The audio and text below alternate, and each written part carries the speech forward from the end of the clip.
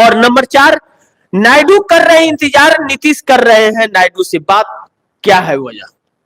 मैंने आप दर्शकों को अभी जो बताया कि जिस तरह चंद्रबाबू नायडू मोदी के शिकंजे से निकल चुके हैं, जिस तरह वह मोदी जो फंदा लगाए थे ईडी सीबीआई का, इसीलिए चंद्रबाबू नायडू वह अपने टारगेट पर थे कि पहले क्लीन चिट लेकर के इनके पिंजरे से आजाद हो जाऊं, उसके बाद तो इनको नाच नचा लेंगे।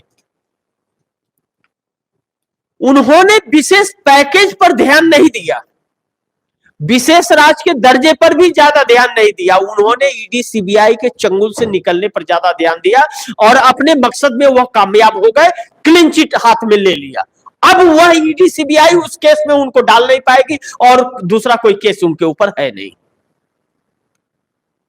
अब आजाद है, जब चाहे तब मोदी को वह छोड़ दे 18 सांसदों के साथ, 16 चंद्रबाबू नायडू के, 2 पवन कल्याण के।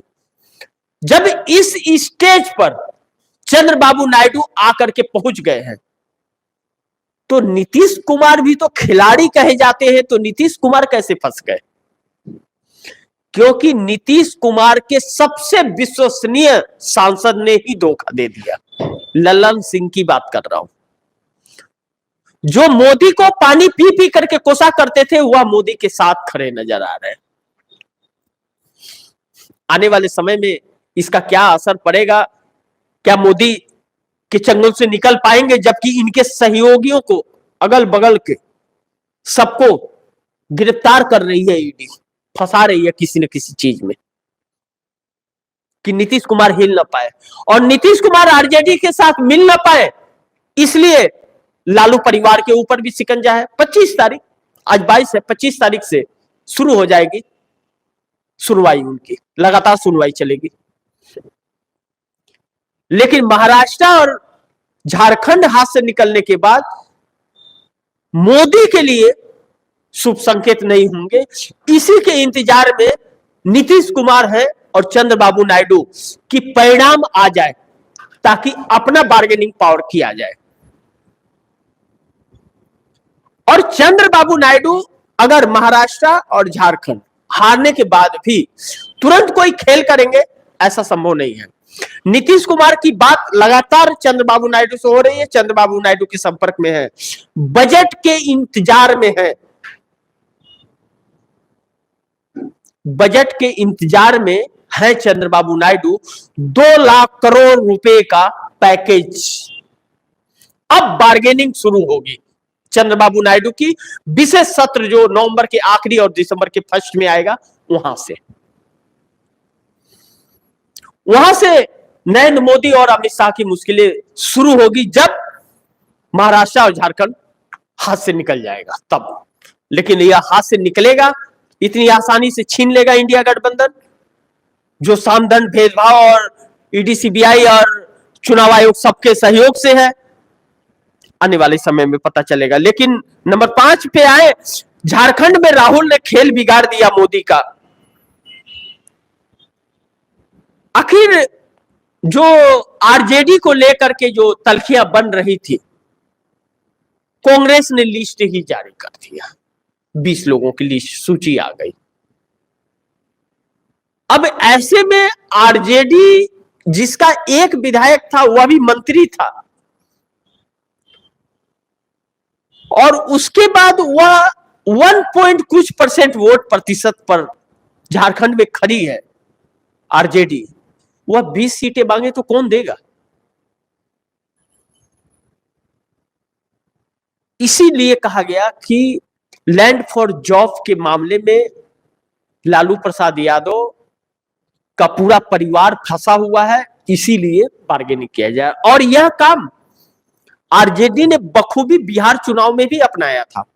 बिहार के अंदर भी कांग्रेस को अगर सही सीटें दी गई होती और जिस एरिया से उसका वर्चस्व था, तो कम से कम 20 सीटें इंडिया गठबंधन को आती, आज का तस्वीर कुछ और होता। लेकिन आरजेडी खुद भी नहीं निकाल पाई और कांग्रेस को भी नहीं निकालने दी। यानी कि कांग्रेस को कमजोर करने का काम जो आरजेडी ने किया, जो अखिलेश यादव ने फायदा उठाया राहुल गांधी का उत्तर प्रदेश में, तेजस्वी ने नहीं अपनाया। यही वजह रहा कि अब बिहार चुनाव में भी यही चलेगा। तो कांग्रेस एकल चलो की राजनीति पर विचार विमर्श कर रही है कि कांग्रेस एकल चलो की राजनीति यानी अकेले दम पे लड़ेगी, और अकेले लड़ी तो आरजेडी के लिए दिक्कतें पैदा हो जाएंगी। और भारतीय जनता पार्टी सक्रियता अपनी बढ़ा रही है, घेराबंदी बढ़ा रही है। प्रशांत किशोर हो, चाहे वह ललन सिंह उनके साथ ही जाते हुए नजर आ रहे हैं। इनके पार्टी में नीतीश कुमार के दरार पड़ रही है। और राहुल गांधी जिस तरह झारखंड के अंदर अपनी रणनीति पर काम कर रहे हैं, खुद कमान संभाले हुए, खुद प्रत्याशियों के नाम को डिसाइड कर रहे हैं, वह भाजपा के लिए मुश्किल पैदा कर रहा है। और कल्पना सोरेन और हेमंत सोरेन की जोड़ी और मैया स्कीम योजना, मैया बुजुर्ग महिलाओं को नहीं कहा जाता है झारखंड में, बच्चियों को मैया कहा जाता है। या बचपन से बुढ़ापे तक जो यह स्कीम मिलेगी, इस स्कीम ने भारतीय जनता पार्टी के लिए मुसीबत खड़ी कर दी है। और कल्पना सोरेन युवाओं में या महिलाओं में जो लोकप्रियता हासिल कर रही है, वह डरा रही है भाजपा को, और उसका फायदा कांग्रेस को भी मिल रहा है। 13 नवंबर को पहला वोटिंग है और 20 नवंबर को दूसरा वोटिंग है। 2 चरणों में मतदान हो रहे हैं। देखना यह होगा कि झारखंड के सीएम ने खत लिखा है चुनाव आयोग को कि एक समान हर जगह किया जाए। कहीं 4 बजे, कहीं 5 बजे, क्या ना वोटिंग बंद कर देते हैं लोग, और कहता है कि बोले कि रात को सुबह 4 बजे तक वोटिंग चल रहा था। और जबकि हकीकत है जहां वोट विपक्ष को ज्यादा पड़ने लगते हैं तो चुनाव आयोग वहां 4 बजे बंद कर देता है, या कह देता है कि अब मशीन खराब हो गया, उसके बाद कहता है कि समय पूरा हो गया। ऐसी शिकायत झारखंड मुक्ति मोर्चा ने की है, खत लिखा है कि एक समान सब किया जाए, क्या नाम है कि वोटिंग को समय को निर्धारित किया जाए और हर जगहों पर एक समान वोटिंग हो। लेकिन चुनाव आयोग सुनेगा? मुझे तो खास करके विश्वास राजीव कुमार पर नहीं है। वह व्यक्ति विश्वास लायक है ही नहीं। मेरे नजर में वह करप्ट व्यक्ति है। चुनाव आयोग की कुर्सी पर क्या, उसे चपरासी की कुर्सी पे नहीं बैठा सकता कोई, लेकिन वह चुनाव आयुक्त है। यह दुर्भाग्य है इस देश का। और आखिरी पॉइंट्स पे आए, नंबर 6, नीतीश बिहार में बड़ी चाल की फिराक में है क्या? क्या है बात? नीतीश कुमार अपनों से इस समय घिरे हुए हैं,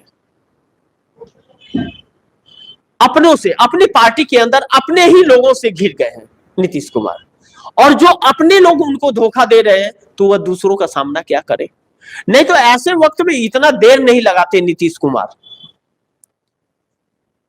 एनडीए के साथ छोड़ने में। अभी तक पता नहीं कितनी बार पलटी मार दिए होते, लेकिन फंसे वह अपने ही लोगों में है। अपने ही लोग उन्हें धोखा दे रहे हैं। और जब हरियाणा और माफ कीजिएगा महाराष्ट्र और झारखंड भाजपा हार जाकर कमजोर होगी, तब वह नीतीश के साथ खड़े होंगे, और नहीं तो वह नीतीश के साथ अभी आ जाएंगे, ऐसा लग नहीं रहा है।